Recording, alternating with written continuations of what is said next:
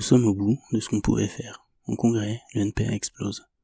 Traversé par de nombreux désaccords, le parti de gauche radicale, 3 fois représenté par Philippe Poutou à l'élection présidentielle, s'est divisé ce week-end entre une tendance unitaire et une branche révolutionnaire. Par Marceau Taburet pour Libération. La leçon de Marx n'a pas bien été apprise. Prolétaires de tous les pays, unissez-vous, écrivait le philosophe allemand en 1848. Cette fois, une partie de ses disciples font le choix de la division, voire de la subdivision. Samedi après-midi, pendant que la planète foot avait les yeux rivés sur la qualification du Maroc, la famille trotskiste explosait. Réunis en congrès à Saint-Denis, le nouveau parti anticapitaliste a acté ce week-end le divorce entre deux tendances internes. Celle qui défend une stratégie unitaire en coordination avec les autres forces de la gauche, dont la France insoumise, et celle qui campe sur une ligne révolutionnaire et indépendante. Lors du scrutin organisé en vue du congrès auprès de 2000 adhérents, les premiers, réunis au sein de la plateforme B, ont obtenu 48,29% des voix. Les seconds, la plateforme C, 45,55%.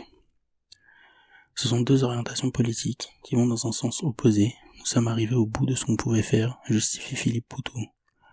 L'ancien ouvrier de l'usine Ford de Blanquefort assure que cela ne l'amuse pas, mais qu'il n'avait pas le choix. On était englué dans quelque chose dont on ne voulait pas, comme paralysé. On s'éloignait petit à petit de ce pourquoi le NPA a été créé en 2009. Beaucoup expliquent que, dans les faits, cette scission existait déjà. Le maintien d'une seule organisation est purement artificiel. Désormais, il est temps de se séparer pour mieux avancer, explique un militant. Depuis plusieurs mois, l'ambiance est pesante en interne. Une jeune femme parle de souffrance de certains camarades. Elle développe, on est d'accord sur rien, on n'arrête pas de se tirer dans les pattes comme si on était concurrents. Il est où l'esprit de camaraderie ? Face à la presse, dimanche après-midi, Olivier Besancenot a martelé qu'une telle décision ne pouvait être prise de gaieté de cœur. Nous avons fait le choix de ne pas devenir une secte politique, mais de nous ouvrir au grand large, explique-t-il. Les mots sont pesés. En réalité, le NPA cherche à se repositionner à gauche et à apparaître comme un débouché possible des contestations sociales et écologiques. Un rôle plus facile à assumer en se débarrassant du risque de tergiversations internes et de querelles sans fin. Un meeting est d'ores et déjà annoncé le 17 janvier à Paris. Poutou et Besancenot seront sur la scène de la Bellevilloise. La perspective d'un parti complètement disloqué ne fait pourtant pas que des heureux. Aucune raison politique ne justifie cette scission, avance le cheminot Damien Scali, membre de l'aile gauche, hostile à tout éloignement. Nous avons bien plus à y perdre qu'à y gagner. L'un de ses copains, Gaël Quirante, est sur la même ligne. La planète brûle, le gouvernement est en train d'annoncer sa réforme des retraites, et nous, on annoncerait notre séparation, c'est irresponsable. L'heure est à la réunion des révolutionnaires, pas à leur division confiée à un autre.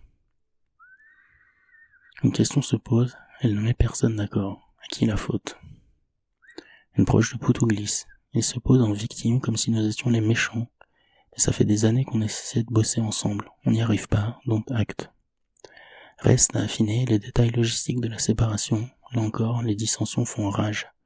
Les membres de l'aile gauche, qui s'estiment injustement mis de côté, ne comptent pas rendre les armes aussi facilement. Nous continuerons à nous réclamer du NPA, sur Damien Scali. Le choix de la scission n'était pas le nôtre. Il a été fait par la minorité de la direction réunie autour de Poutou. Cela ne les engage que. Quid du nom du parti, de son logo, de ses locaux, de son financement. Nous devons cohabiter de façon transitoire pour quelque temps, pointe l'entourage de l'ex-candidat à la présidentielle, qui estime incarner la continuité du parti, là où les autres sont donc invités à aller voir ailleurs.